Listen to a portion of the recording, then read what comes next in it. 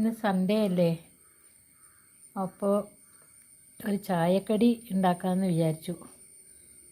മക്കളൊക്കെ ഇവിടെ ഉള്ളപ്പോഴല്ലേ എന്തെങ്കിലും ഉണ്ടാക്കാൻ പറ്റുള്ളൂ.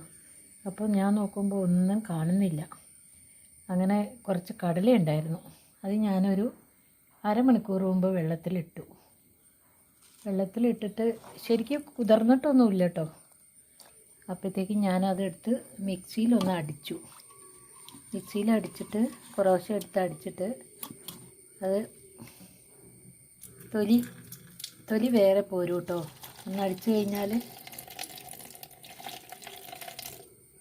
പിന്നെ പരിപ്പ് മാത്രമായിട്ട് കിട്ടും. ഇത് മുഴുവൻ തൊലിയാണ്. പരിപ്പ് മാത്രമായിട്ട് കിട്ടിയിട്ടുണ്ട്. പരിപ്പ് ഞാൻ കുറച്ച് അരമണിക്കൂർ കൂടി വെള്ളത്തിലിടുവാണ്. ഇത് കഴിഞ്ഞിട്ട് ഒരു പരിപ്പ് വട ഉണ്ടാക്കാൻ വേണ്ടിയിട്ടാണ്. എങ്ങനെയുണ്ടെന്ന് ഉണ്ടാക്കിയിട്ട് കാണിച്ചു തരാം. ടേസ്റ്റ് ഉണ്ടാവുമോ ദൈവത്തിനറിയാം എങ്ങനെയാവുമെന്ന്. ഒരു പരീക്ഷണമാണ് കേട്ടോ.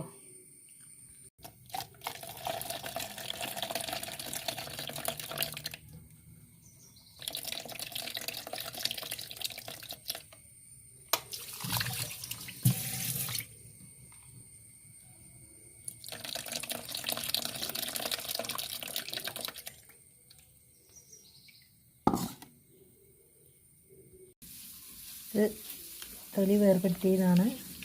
കുറച്ച് പരിപ്പിൻ്റെ അംശങ്ങളൊക്കെ ഇതിനകത്തുണ്ട്. ഇതിൽ കുറച്ച് കടലയുടെ തൊലിയുടെ അംശങ്ങളും ഉണ്ട്. പൂർണ്ണമായിട്ട് അങ്ങനെ ഇതാക്കാൻ പറ്റില്ലല്ലോ. അതായത് വെള്ളത്തിലിട്ടിട്ടുണ്ട്. ഹായ് ഫ്രണ്ട്സ്, ചായക്ക് കടി റെഡി ആയിട്ടോ. കടലപ്പരിപ്പ് കൊണ്ട് കടല പരിപ്പാക്കി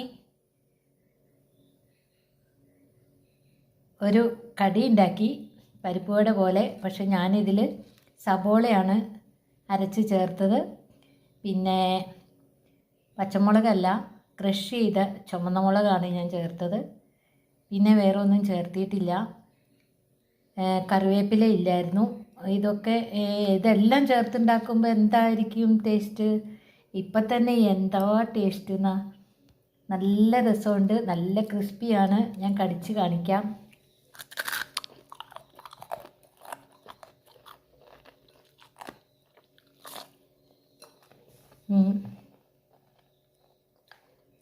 അപ്പം എല്ലാവരും ഇത് ട്രൈ ചെയ്ത് നോക്കണം. നല്ല ടേസ്റ്റാണ്. കടയിൽ നിന്ന് വാങ്ങുന്ന പോലെയൊന്നുമല്ല. സൂപ്പർ.